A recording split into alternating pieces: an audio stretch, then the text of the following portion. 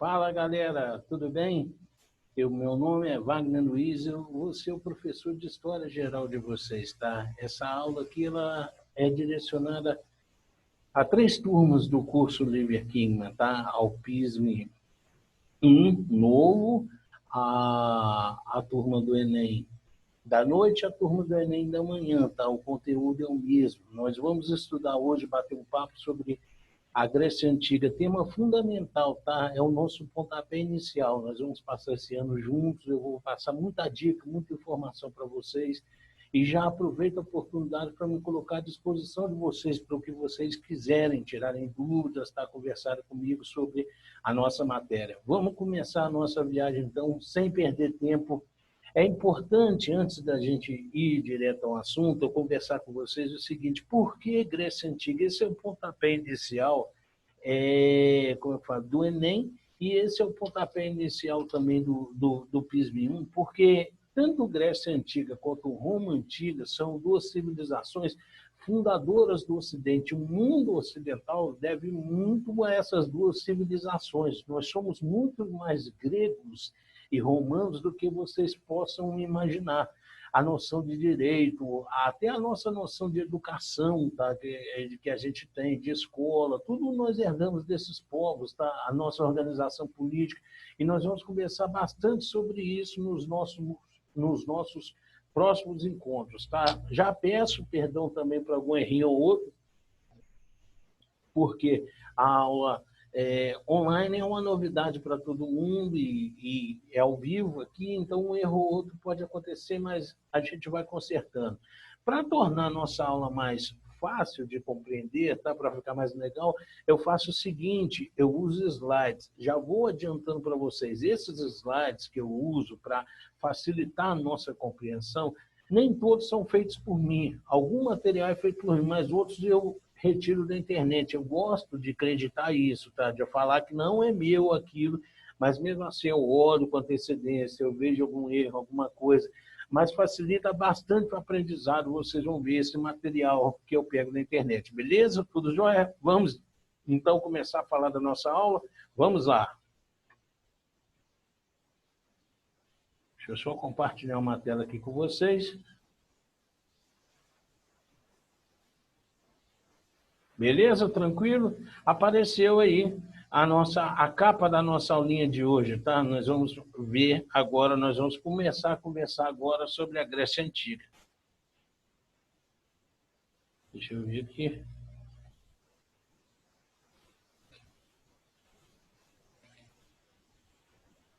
Exame não quer passar, meu Deus. Ah, tá.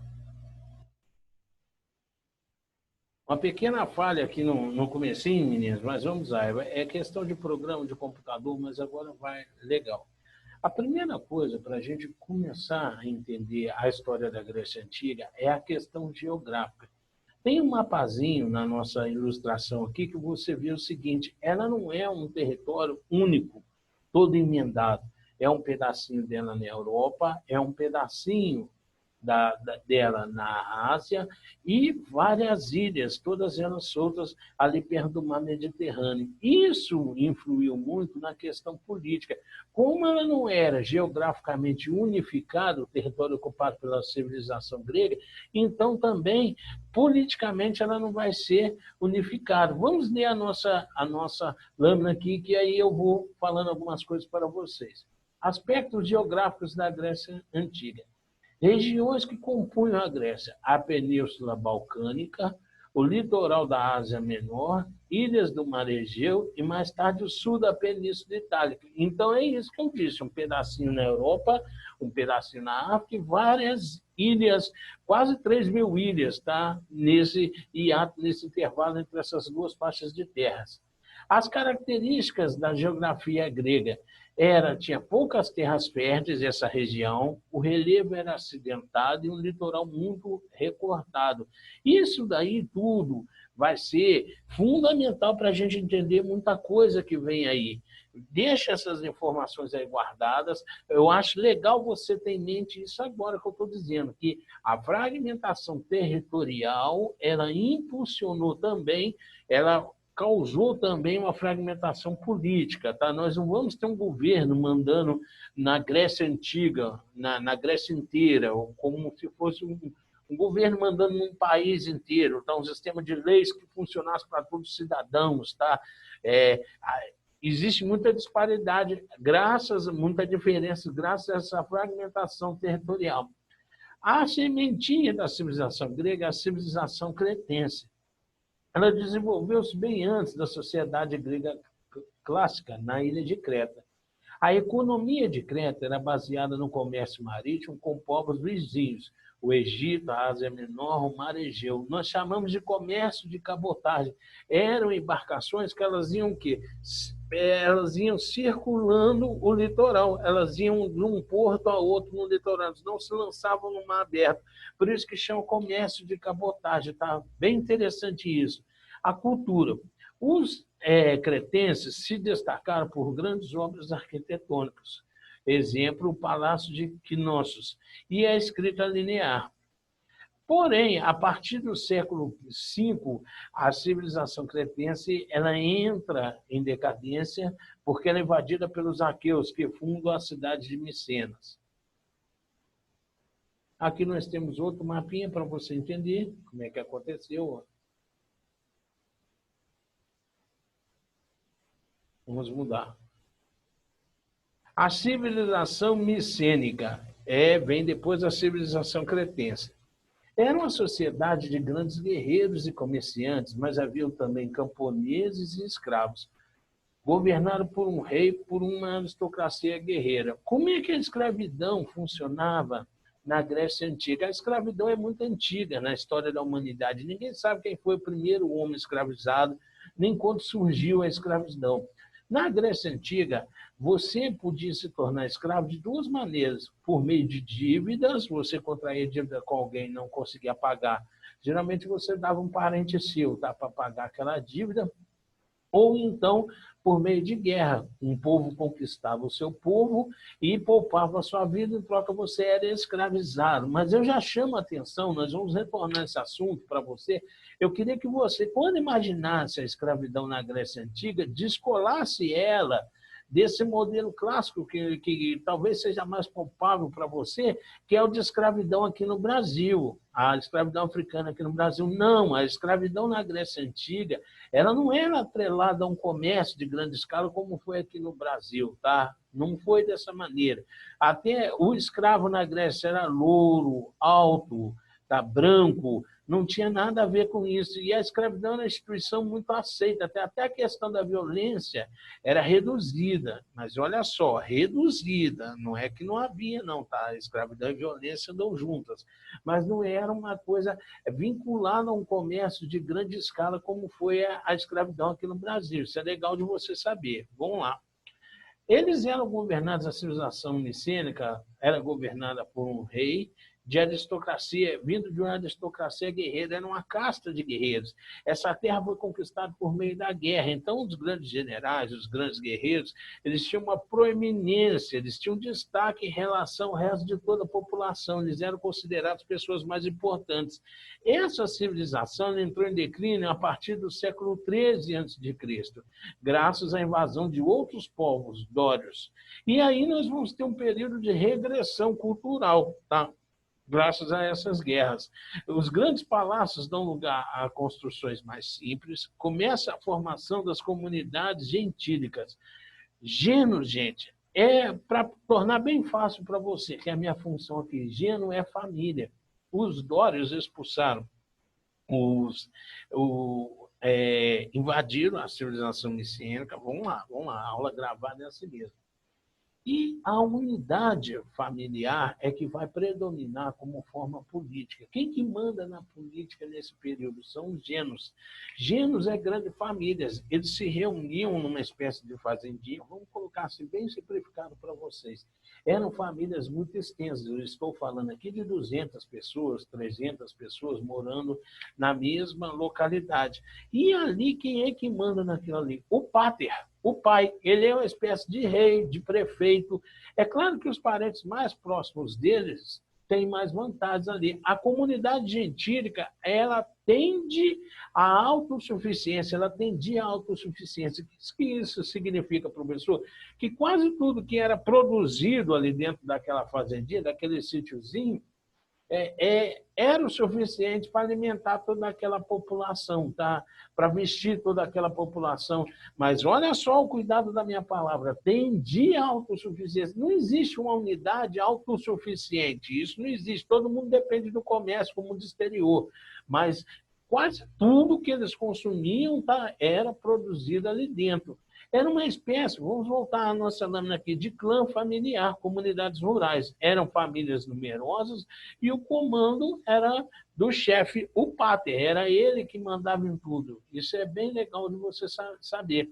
Qual que é o problema das unidades gentílicas? Elas vão funcionar muito bem durante um período muito longo, só que acontece de uma hora para outra um problema demográfico. A população cresce muito dentro dos gêneros e o alimento que é produzido ali dentro já não é mais suficiente para saciar a fome daquelas pessoas. A produção gentílica dos genes já não consegue mais suprir as demandas daquela população que mora ali dentro. Aí, então, o que começa a acontecer? Os parentes mais distantes do páter começam a espirrar, começam a ser colocados para fora dos genes. E, de repente, de uma hora para outra, mas esse é um processo lento, tá? Um processo que demora séculos. Tem mais gente morando fora dos genos do que dentro dos genos. Aí surge a necessidade de uma lei para reger essas pessoas que moram fora dos genos, de um comando. É aí que surgem as polis, as cidades. Estão conseguindo compreender? Essas pessoas que moram fora dos genos, elas vão superar a população de dentro dos genos, graças a essa questão demográfica.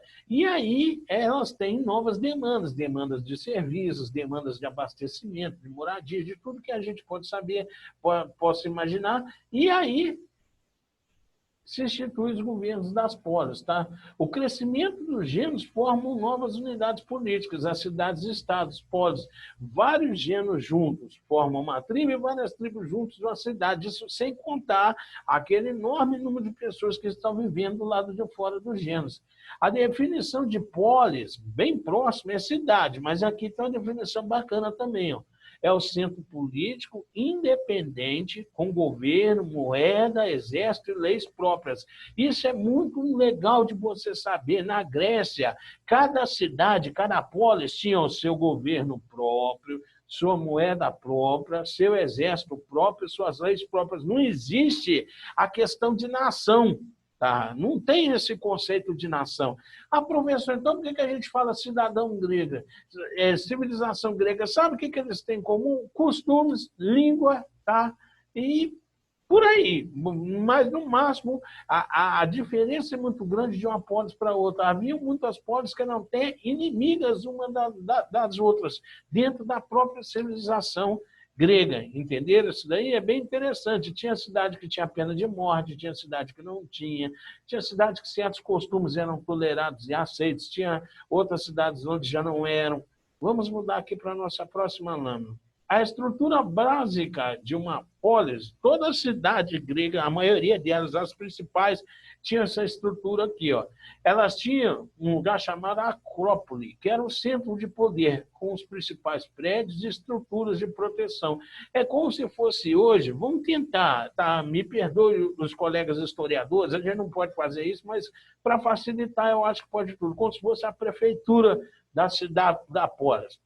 A Ágora era uma praça pública para discutir questões e realizar comércio, como se fosse o centro da cidade, e a área rural, que eram as terras agrícolas e os bosques, ó, tá? Bem explícito ali no nosso desenhozinho. A expansão territorial grega. Os gregos começaram a brigar com seus vizinhos e a tomar as terras deles. A aristocracia, tá? Os ricos, aquelas famílias mais numerosas, mais importantes, ficavam com as melhores terras. Mas também havia um grande número de camponeses pobres que ficavam endividados. Quando fica endividado e não paga a dívida, o que acontecia? Virava escravo. Eles podiam perder as suas terras, esses camponeses pobres, ou também podiam se tornar escravos por dívidas. Eles tentavam conseguir também terras em outros lugares, colonizando várias regiões. É a expansão grega.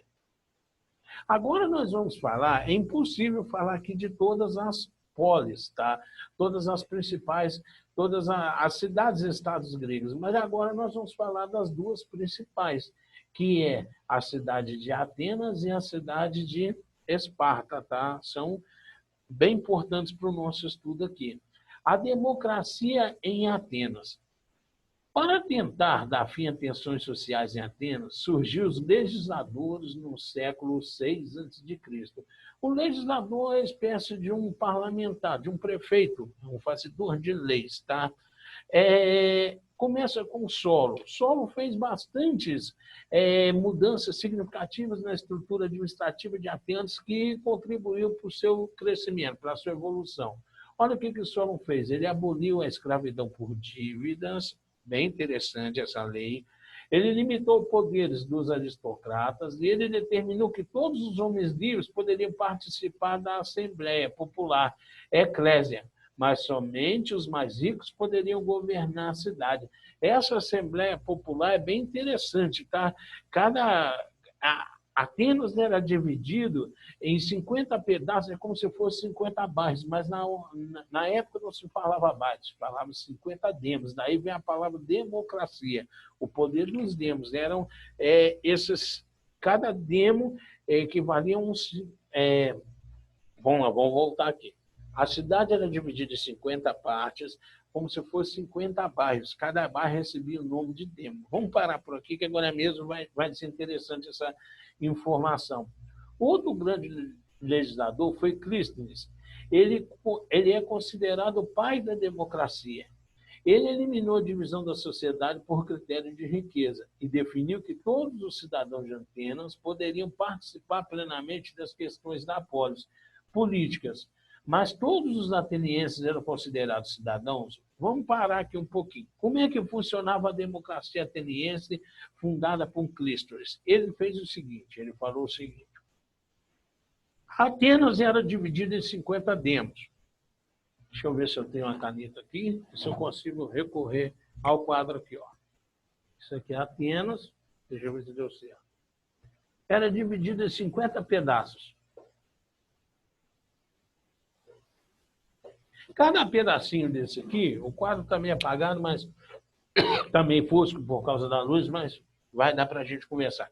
Cada pedacinho daquilo ali é como se fosse um bairro. Mandava um certo número de... Perdão. Mandava um certo número de representantes para a Assembleia. A Assembleia não era somente uma reunião, era também um lugar físico, a eclésia. Então, o que acontecia? Os representantes de cada demo eram um número igual, se eu não me engano, 50. Eram 50 o número de representantes que eram 100. Perdão, a aula gravada é complicada. Eram 100 o número de representantes de cada demo. Eles sentavam numa espécie de arquibancada em forma de ferradura e ali todas as grandes medidas de Atenas eram decididas por voto da maioria. Por exemplo, o legislador, quem se dirigia à plateia, falava o seguinte: olha, vamos colocar um exemplo bem prático, eu quero fazer uma nova ponte para a cidade. Para a nossa cidade, eu quero fazer uma nova ponte. Aí aconteceu o seguinte, ele falava o porquê daquela ponte. Nós temos que fazer uma nova ponte. Os oradores, tá? Eles tinham um trabalho fundamental de convencimento da plateia. Falava assim, nós temos que fazer uma nova ponte, porque a nossa ponte está caindo, está aumentando o fluxo de carruagens, de veículos lá, de pessoas passando.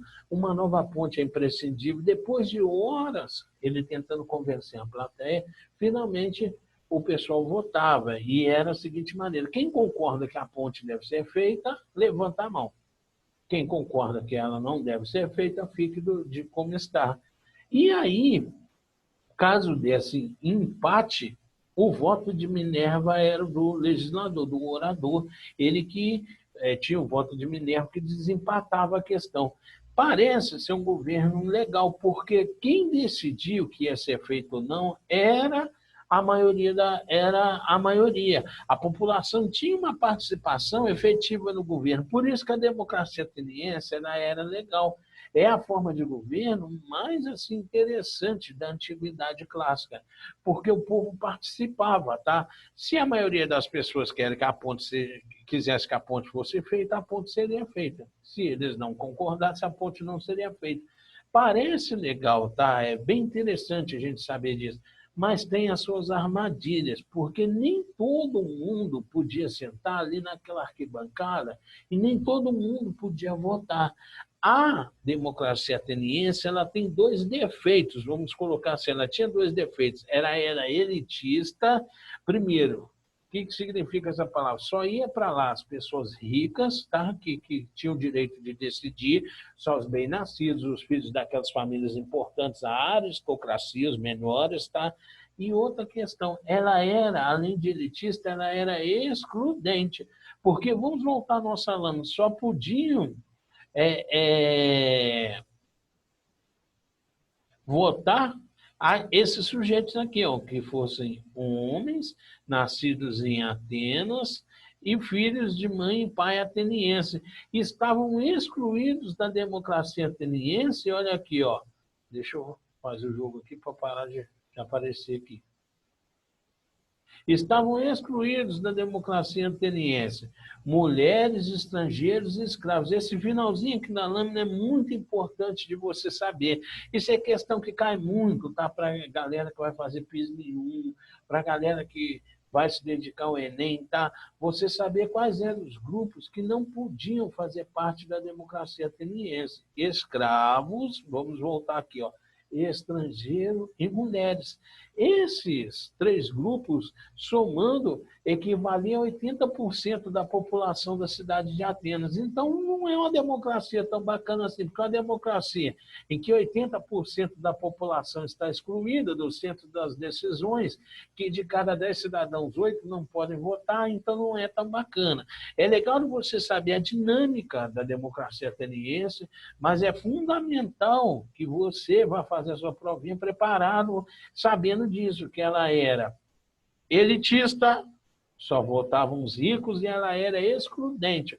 80% da população estava de fora. Isso, gente, já não é tão legal assim. Isso a gente chama, tá, de pensamento crítico. Você analisar as coisas com esse olhar, tentando achar assim, mas tem uma coisa ali que não é legal. Isso é muito cobrado hoje de quem vai fazer essas provas para ingresso em faculdade, para o Enem, para o PIS. Tá? É muito interessante que você desenvolva essa criticidade em você, que você dialogue com o texto, dialogue com uma aula dessa maneira, entendeu? É legal a democracia ateniense? É, mas ela tem esses poréns, tá? Ela tem essas questões delicadas, tá? Que é a questão dela ser excludente e é a questão dela ser elitista. Vamos mudar aqui de novo, outra tela. No século V a.C., acontece o auge da democracia ateniense, é o século de Péricles. Mas quem é esse sujeito? É o mais importante dos estrategistas que governam Atenas durante a democracia. Olha só o que esse sujeito fez, Péricles. Ele incentivou as artes de arquitetura, reconstruiu Atenas pós a guerra contra os persas, ele construiu o Paternum, ampliou o comércio marítimo, enriquecendo Atenas mais ainda, e estabeleceu pagamento para os políticos. É a primeira vez que político começa a receber. Foi esse sujeito aqui que determinou isso, Péricles. A sociedade ateniense, durante o período democrático, ela foi evoluindo. O auge dela é no período democrático, que é o que nos interessa. Ela funcionava o seguinte, ó, no topo da pirâmide social estavam cidadãos, homens atenienses maiores. Logo abaixo estavam os metecos, que eram estrangeiros, sem direito político e sem propriedade. Na maioria eram comerciantes e artesãos. Tá? E no topo mais baixo da pirâmide, no patamar mais baixo, estavam os escravos de guerra sem direito nenhum. As instituições da democracia grega.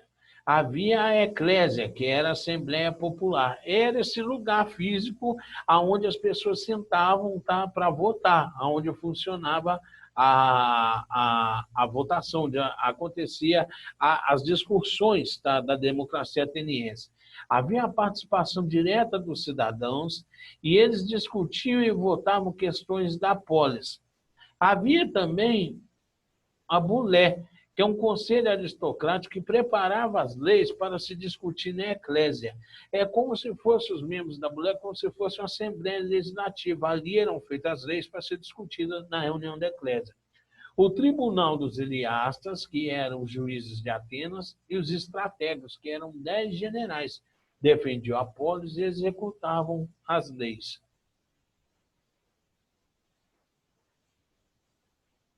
A educação em Atenas é outra parte interessante de nós entendermos também.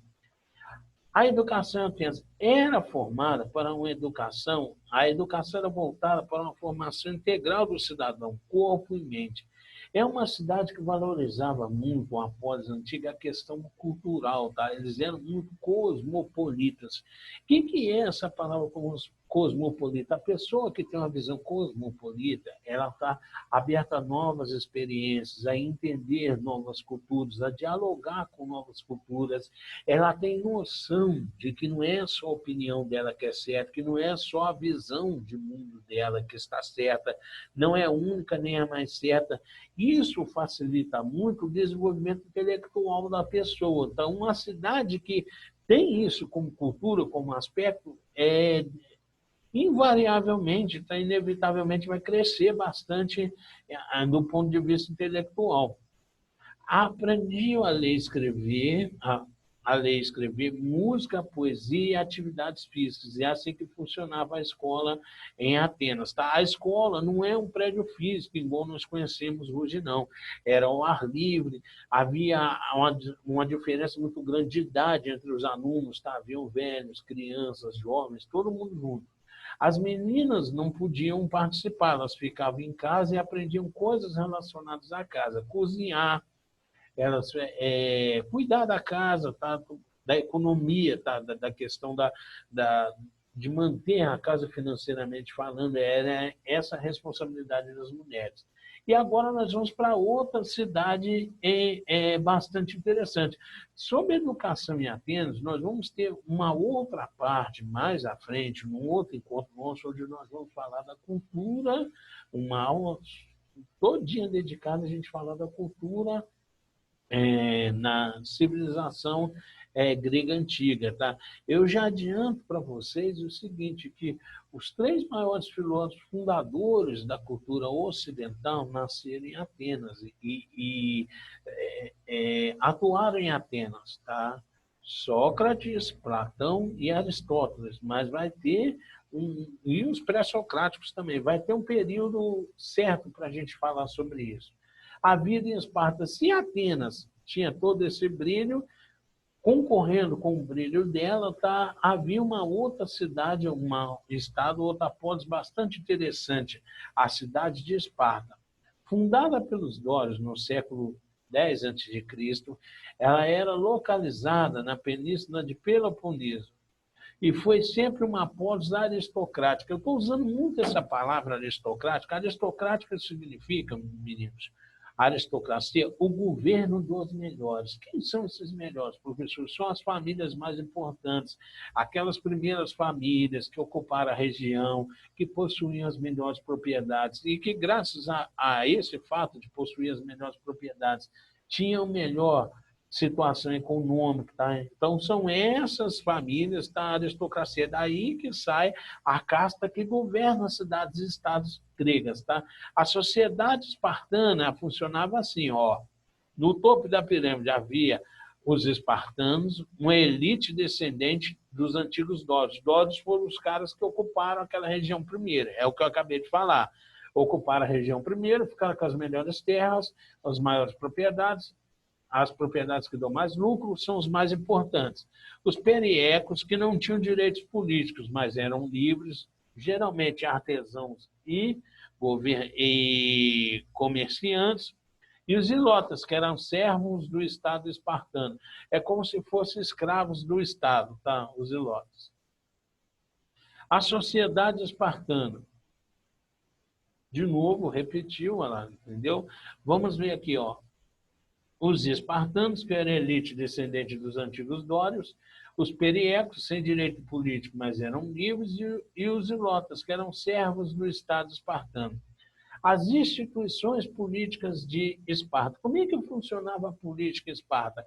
Era uma diarquia, havia 2 reis. Eles comandavam o exército e as cerimônias religiosas. Abaixo dos reis havia a Gerúsia, que era um conselho de anciãos. Eram aqueles sujeitos ligados às famílias mais importantes, os anciãos. Eram como se fossem os ministros do rei. A Ápela, que era uma Assembleia dos Cidadãos, também descendente dessas famílias mais importantes, e o Éforo, 5 membros eleitos. O grupo mais poderoso de Esparta controlava e vigiava os cidadãos e a Jerusalém. A educação espartana. Se Atenas tem uma visão cosmopolita, a educação é voltada para o entendimento do universo, do mundo, dos povos vizinhos. Em Esparta era diferente. Em Esparta eles valorizavam muito a questão da guerra. É uma sociedade que se preparava o tempo inteiro para a guerra e vivia em função da guerra. Era toda a educação. Isso acabou contaminando a educação espartana. Toda a educação espartana vivia em função de satisfazer essa demanda da criação de guerreiros, de um exército muito forte. Tem até uma curiosidade, tá? Eu creio que muita gente já saiba disso, mas vale a pena falar. Eles chegaram ao ponto de deficientes serem sacrificados, tá? Crianças que nasciam com pouca deficiência eram sacrificadas, porque eles consideravam imprestáveis para o futuro exército espartano, tá? Veja o que absurdo que acontecia. Então, nessa sociedade havia um culto muito grande da masculinidade, um culto muito grande da virilidade do homem, da valentia, do corpo físico, da questão física. Corpos têm que ser todos trabalhados, esculturais, tudo voltado para assim, a produção de grandes guerreiros. E a parte intelectual acabava sendo o quê? Meio que negligenciada. A educação espartana era uma coisa absurda, está muito voltado para o físico. Eles pegavam os meninos desde bem novinhos, submetiam a longas caminhadas, exercícios físicos, eles tinham que dormir molhados, acordavam apanhando, tinham que suportar mordidas de animais. Tudo isso fazia parte da educação espartana, para aquele sujeito já ser condicionado a quando ficasse adulto, tá? O menininho desde novo, ele já ser condicionado a quando ficasse adulto, ele ser um grande guerreiro. Havia uma grande preparação física e o atletismo, tá? A ginástica, um culto ao corpo e à beleza assim, do corpo físico enorme, tá? Uma disciplina muito rígida, e as mulheres eram mais valorizadas que em Atenas. Mas a mulher era valorizada em Esparta porque eles viam na mulher espartana o quê? A produtora de futuros guerreiros, por isso que ela tinha uma certa valorização, tá? Mas as mulheres que assim, não conseguiam dar luz, que davam luz a muitas mulheres, ao invés a muitas meninas, ao invés de muitos meninos, elas eram discriminadas, tá? Havia uma ânsia de quando a mulher ficasse grávida que ela parisse homens para compor esse exército espartano. Então, quando isso não acontecia, era uma frustração muito grande, tá? E elas recebiam um certo de preconceito, é como se fosse um defeito da mulher, a mulher que não gerasse guerreiros. Estava tudo muito bem. Essas 2 cidades gregas que eu falei para vocês, elas coincidem com um período que na historiografia nós chamamos de período clássico da civilização grega. É o auge da civilização grega. A economia estava de vento em popa, a sociedade funcionava tranquila, a política funcionava de maneira sofisticada e a contento tá, para a época. Para a época é o que tinha e era bom.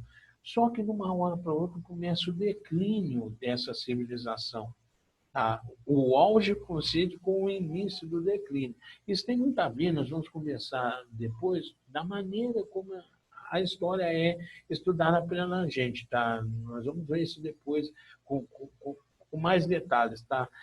Por hora, eu já quero dizer para você o seguinte, que todo o sistema econômico, político, toda a forma de organização de um povo, ela traz em si as suas contradições, ela traz em si aquilo que vai destruir ela mais cedo ou mais tarde. Quanto mais evoluída ela é, mais aguçada, mais latentes são essas contradições que começam a corroer o próprio sistema. A destruição começa por dentro. O que vai causar o declínio da civilização grega são as chamadas guerras gregas. Primeiro, as guerras médicas contra os persas. Os persas, eles eram chamados de medos. Por isso, guerras médicas contra os persas. Qual que era o motivo? A expansão dos persas em direção à Grécia. Atenas se voltava contra os persas. Houve duas tentativas dos persas que não deu certo de invadir a Grécia Antiga, derrotados pelos gregos, liderados por Atenas e Esparta. Essa guerra médica ela é importante pelo seguinte: a desproporção de tamanho era enorme. Os persas eram 30 vezes maiores que os gregos, tá? Só que aconteceu um fato inédito. As cidades-estados gregas, as polis, no momento que elas viram um inimigo comum, persas, elas esqueceram as suas rivalidades, as suas diferenças e se uniram na chamada Liga de Delos. Essa Liga de Delos é uma confederação de todas as cidades-estados gregas comandadas por Atenas. Atenas era o cérebro da Liga de Delos. É como se elas falassem o seguinte: vamos simplificar, ó, vamos esquecer nossas diferenças momentaneamente, vamos nos unir para combater o inimigo maior, é o persa. Depois que a guerra terminar, a gente dissolve, vai cada um para o seu lado de novo, tá? Vamos fazer assim para derrotar o inimigo maior. Lembrando que as cidades e estados tinham autonomia muito grande, muitas eram inimigas umas das outras. Agora nós vamos passar por cima disso, vamos se unir nessa confederação, a Liga de Delos, para derrotar os persas, os médicos. E deu certo, tá? A questão toda vai ser depois da derrota dos persas. Atenas não queria dissolver a briga, a Liga de Delos. Atenas queria continuar mandando, tá, como se fosse um governo central mandando no país inteiro. Esparta não aceitou aquilo. Esparta separou da Liga de Delos e criou a Liga de Peloponeso. Vamos ler isso daí. E as duas ligas vão brigar entre si. É como se fosse o time de Atenas, a Liga de Delos, contra o time de Esparta, a Liga de Peloponeso. A Guerra de Peloponeso aconteceu entre Atenas e Esparta, acabei de falar agora. O motivo: Atenas criou a Liga a Liga de Delos no final das guerras médicas, para derrotar os persas. Ela obrigou as cidades participantes a cederem dinheiro, homens e navios. É como se Atenas fosse o cérebro desse exército formado para derrotar os persas. Esparta se recusou a continuar participando da Liga de Delos no final da guerra. E Esparta criou uma liga para ela, a Liga de Peloponeso, e declarou guerra a Atenas. Então, partes das cidades-estados gregos, as principais, ficaram do lado de Atenas, na Liga de Delos, e outra parte ficou do lado de Esparta, na Liga de Peloponeso. Quem ganhou a guerra, professor? Deixa eu pegar aqui. Quem ganhou a guerra foi Esparta, mas quem perdeu foi a Grécia, tá? Deixa eu falar uma coisa para vocês. Nesse momento, eu tenho um ditado que eu gosto de falar para os meninos, que é o seguinte, e presta bastante atenção nele, ele é africano. Quando dois elefantes brigam, quem sofre é a grama. Por quê? Porque o elefante está correndo para um lado, o elefante está correndo para o outro. A grama que está embaixo deles é que está sofrendo, com aqueles dois gigantes rolando para um lado, rolando para o outro. Aconteceu a mesma coisa com a civilização grega. Dois gigantes brigaram. Atenas, com a liga dela, a Liga de Delos, e contra a Liga de Esparta, a Liga de Peloponeso. Esparta ganhou, mas quem perdeu? A Grécia. Graças ao quê? Ao grande esforço de guerra. Quando as duas maiores potências brigaram entre si, houve uma perda material muito grande, houve uma perda humana muito grande, isso fragilizou toda aquela civilização, todo aquele brilho que eles tinham antes da guerra, perdeu tudo.